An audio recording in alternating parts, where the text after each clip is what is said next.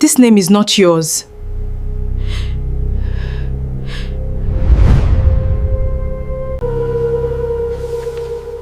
Where did you find that?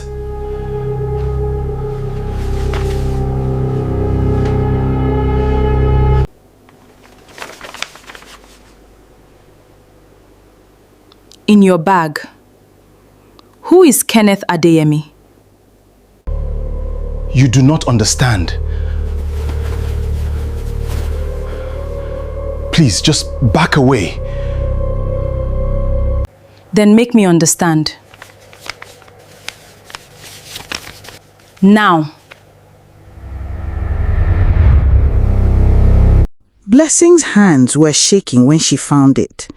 She had only been looking for thread, the same faded green spool she used for hemming, buried somewhere in the old leather bag Kenneth never let her touch.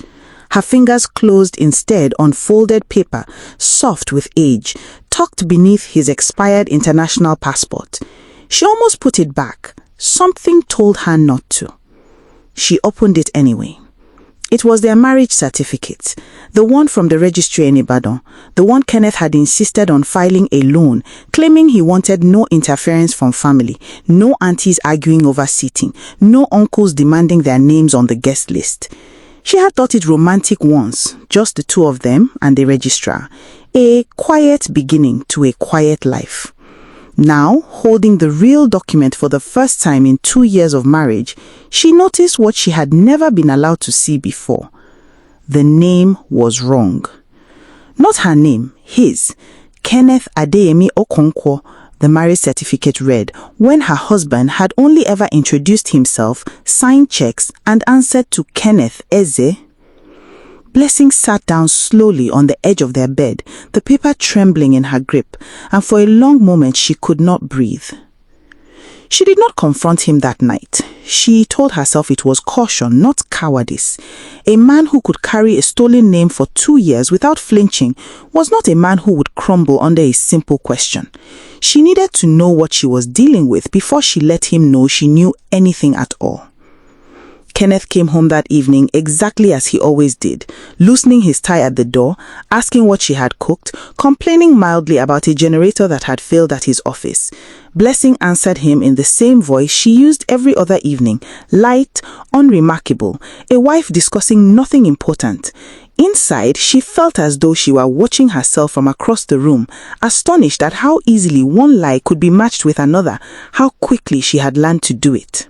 That night, she lay awake long after he had fallen asleep beside her, listening to his breathing, studying the shape of a man she had shared a bed with for 2 years and apparently never truly known. She thought of small things now with new suspicion. The way he avoided traveling to Lagos, always citing work, always finding a reason. The way he kept his old phone locked even at home, even in the bathroom, even when he showered. The way, once, a market woman called out a name that was not his and he had simply walked faster, pretending not to hear, while Blessing had laughed it off as a case of mistaken identity. It had not been mistaken at all. The next morning, she went to her shop in Ibadan as if nothing had changed, threading needles with hands that no longer felt entirely her own. Her customers chattered about church, programs, and asoebi fabric, while Blessing's mind turned over every strange detail from the last 2 years. Pieces she had dismissed before now, arranging themselves into something cold and deliberate. The phone calls he always took outside, the brother he claimed had died before she met him, a brother whose photograph she had never once seen. The way he flinched just slightly whenever someone called him by his full name at the bank. She began asking careful questions, the kind that did not sound like questions. A registry clerk, an old schoolmate of her cousin's, agreed to look into the record without asking why she wanted it. Blessing waited those 3 days, the way a person waits for a test result, going through her ordinary routines, sewing hems and fitting blouses, while a separate part of her mind stood frozen at the edge of something she could not yet name. She told no one, not her mother, not her closest friend, not even the cousin who had connected her to the clerk in the first place. If Kenneth had built an entire false life undetected for years, she reasoned, then whatever she was uncovering deserved to be handled with the same quiet patience he had used to hide it. When the clerk finally called, her voice was lower than usual, careful in the way people are careful when they know they are about to hand someone something heavy. "Sit down before I tell you this," the clerk said, and Blessing, already sitting, gripped the edge of her work table instead. Kenneth Adeyemi Okonkwo had died 4 years ago in Lagos, a car accident on the 3rd Mainland Bridge. His younger brother, Kenneth Eze, had quietly taken his identity afterward, not for money at first, the clerk explained, but to escape a court order. A wife in Lagos, a real wife, married 8 years before Blessing ever met him, had filed for child support and asset recovery after he abandoned his own children without warning. He had used his dead brother's name to vanish from his own life and start a new one in Ibadan with Blessing, as if the man who left those children behind had simply stopped existing. Blessing did not cry when she heard it. She had expected to. Instead, something inside her went very still and very clear, the way a market goes quiet just before rain. She thought of the woman in Lagos, raising 3 children alone, believing her husband had disappeared into thin air. She thought of her own 2 years, the nights she had defended Kenneth to her mother, who never trusted a man who married without family present. She thought of the small shop she had built with her own hands, the savings account Kenneth did not know existed because she had never fully trusted him with everything. Some instinct keeping a portion of herself separate, untouched, hers. That instinct, she now understood, had been protecting her long before she had proof of why.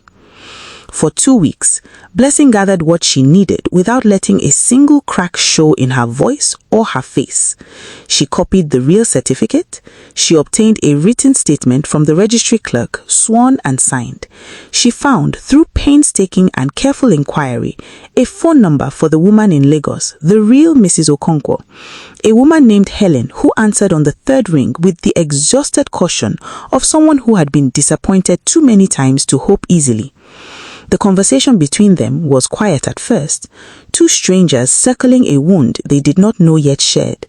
Then Blessing said the name Kenneth Eze, and the silence on the other end of the line cracked open. Helen had been searching for 4 years, not for revenge, she said, her voice tight, but for her children's sake, for the support a judge had ordered and a vanished man had refused to pay. She had filed reports. She had hired someone once who found nothing because nobody was looking for Kenneth Eze when the man had erased that name and won his dead brothers instead. Helen listened to a stranger's voice catch and break and steady itself again, and felt something settle in her chest that was not quite anger and not quite grief, but close to both. They agreed to meet. In the days before that meeting, Blessing found herself moving through her own life like a woman playing 2 roles at once. By day, she was the same wife she had always been, asking Kenneth about his work, laughing at his jokes, sitting across from him at dinner while he spoke of plans for the future neither of them would now share. By night, she sat alone in her shop after closing, the door locked, going over every document, every statement, every detail of the case Helen was building, making certain nothing could be dismissed, denied, or explained away when the moment finally came. She thought often of the 3 children in Lagos, 2 girls and a boy. The photographs Helen had described to her over the phone, school uniforms and gap-toothed smiles. A family Kenneth had walked away from as easily as he might step over a puddle in the road. She thought of how he must have rehearsed his new identity, practiced answering to a dead man's name until it no longer felt foreign in his own mouth.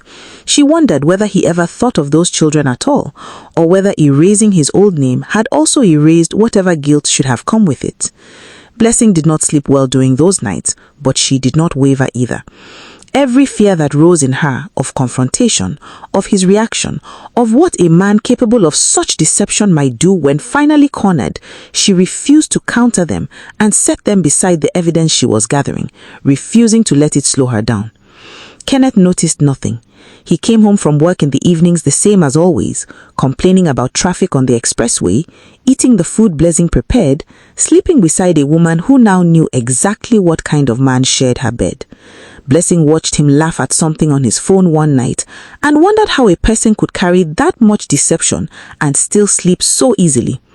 The day it happened, Kenneth had no warning at all. He came home from work to find his sitting room occupied by two women he did not expect to see in the same room ever in this lifetime. Helen sat upright on the sofa, 3 photographs of her children on her lap, her face composed in the particular calm of someone who has rehearsed this moment in her head 1,000 times. Blessing stood near the window, the real marriage certificate in one hand, the registry clerk's sworn statement in the other. Kenneth froze in the doorway, his briefcase still in his hand, his mouth opening and finding no sound to fill it. "Sit down," Blessing said, and her voice did not shake. "We have been waiting for you." He tried, briefly, to deny it, to claim mistaken identity, to suggest Helen had confused him with someone else entirely. But Helen had brought their wedding photograph, the real one, Kenneth Adeyemi Okonkwo, standing beside her in a registry office 8 years ago, his face unmistakable, unchanged, undeniable. "You used your brother's name," Blessing said quietly, "because you thought a dead man could not be found. You were wrong."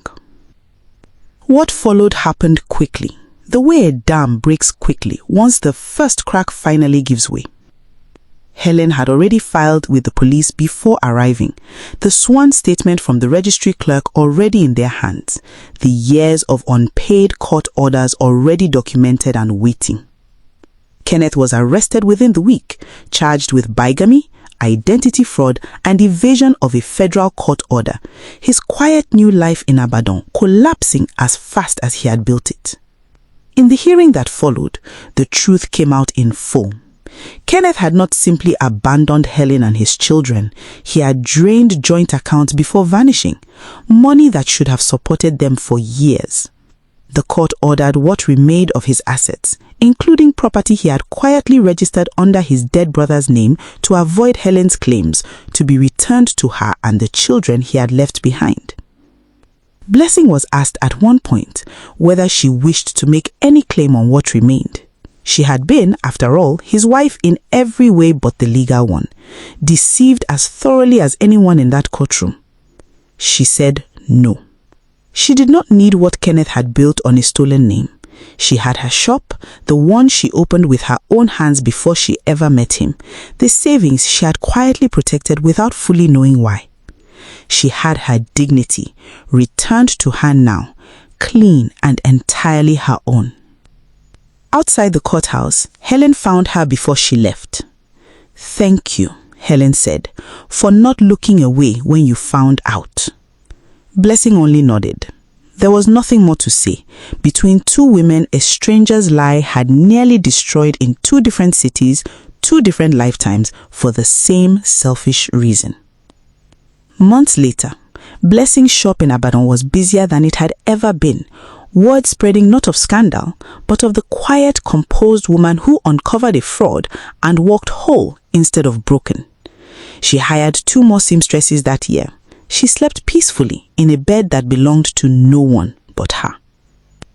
Kenneth, sentenced and stripped of everything he had built under a name that was never his, would spend the coming years discovering exactly what it felt like to lose an identity entirely, this time with no brother's name left to hide behind. The marriage certificate Blessing had found folded inside an old leather bag now sat, evidence no longer needed, in a drawer she rarely opened.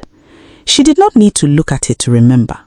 Some truths, once uncovered, never need revisiting. They simply become part of the woman who survived them. If you found a hidden secret like Blessing did, would you confront him that same night or wait and gather proof first like she did? Tell us what you would have done. If this story touched you, please like and subscribe. Share it with someone who needs it today. And drop a comment. We want to hear from you. God bless you.